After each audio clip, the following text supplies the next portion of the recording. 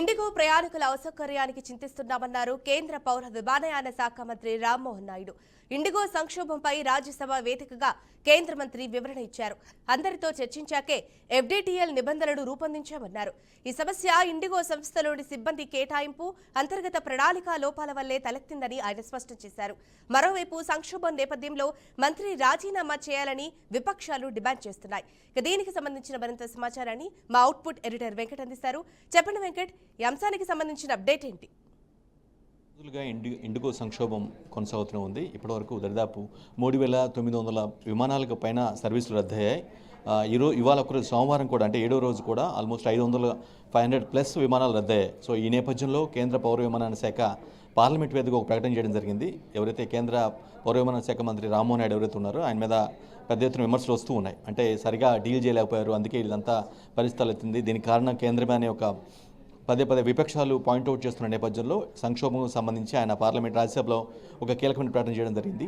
తామది ఎటువంటి తప్పు లేదని క్లియర్ కట్గా ఏదైతే డీజీసీఏ తీసుకొచ్చినటువంటి ఎఫ్డీటీఎల్ నిబంధన ఏదైతే ఉందో దాని గురించి ఇండిగో విమానయాన సంస్థతో పాటుగా అన్ని విమానయాన సంస్థలతో కూడా చర్చించామని, తమ తప్పు ఎటువంటి లేదని క్లియర్ కట్గా వాళ్ళంతా అంగీకరించిన తర్వాతనే దాన్ని ఇంప్లిమెంట్ చేయాల్సిన అవసరం ఉందని చెప్పేసి ఒక ఆదేశాలు జారీ చేశామని. కానీ ఇండిగో యాజమాన్యం ఏదైతే ఉందో దాన్ని ఇంప్లిమెంట్ చేయడంలో కొంత నిర్లక్ష్యం వ్యవహరించింది. అదేవిధంగా సిబ్బంది, అంటే జనరల్గా పైలట్ల సంబంధించి రోస్టరింగ్ విధానం, అంటే వారి షిఫ్ట్ చేంజెస్ కావచ్చు, లేదంటేనేమో అట్లా ఏదైతే వాళ్ళ పైలట్లకి కంఫర్ట్గా ఉండేలాగా రోస్టరింగ్ విధానాన్ని అప్లై చేయాల్సిన అవసరం ఉంటుంది. సిబ్బందిని వాళ్ళు తెచ్చినట్టు నిబంధనకు అనుగుణంగా సిబ్బందిని కూడా కావాలంటే హైర్ చేయాల్సిన అవసరం ఉంటుంది. కానీ ఇది చేయకుండా నిర్లక్ష్యం వహించిన నేపథ్యంలోనే ఇదంతా జరిగిందనేది ఓ పాయింట్ కేంద్రం చాలా స్పష్టంగా చెప్తూ ఉంది. డిసెంబర్ 1వ తేదీనే తాము ఇండిగో యాజమాన్యంతో సమావేశమయ్యాని, ఏదైతే నిబంధనలు డీజీసీ అనుకుంటున్న నిబంధనలు ఏవైతే ఉంటుందో అప్లై చేయాలని, వాటన్నిటి గురించి కూడా చర్చించాం, అన్నీ ఒప్పుకున్నారని కూడా చెప్తుంది. సో డిసెంబర్ 3 నుంచి సంక్షోభం మొదలైంది. అది రోజుకు పెరుక్కుంటూ పోయి పెద్ద ఎత్తున విమాన సర్వీస్ రద్దు కావడం కావచ్చు, లేదంటే ప్రయాణికుల ఇబ్బందులు పడటం కావచ్చు, ఇవన్నీ అంటే కంప్లీట్గా ఫుల్ ఫ్లెజ్డ్గా ఇది ఇండిగో యాజమాన్యం యొక్క పూర్తి నిర్లక్ష్యమే అనేది కేంద్ర వాదనగా చెప్తుంది. కానీ అప్పటి వరకు కూడా కేంద్రానికి తెలియకుండా, కేంద్ర పౌర విమానయాన శాఖకి ఈ ఇండిగో సంక్షోభం గురించి అంత తీవ్రతరం అయ్యేంత వరకు తెలియకుండా ఉందా, అంత వితౌట్ నాలెడ్జ్ జరిగిందా అనే ప్రశ్నలు కూడా ఉత్పన్నం అవుతున్నాయి. సో ఈ నేపథ్యంలోనే రామ్మోహన్ నాయుడు రాజీనామాకి విపక్షాలు పట్టుబడ్డాయి.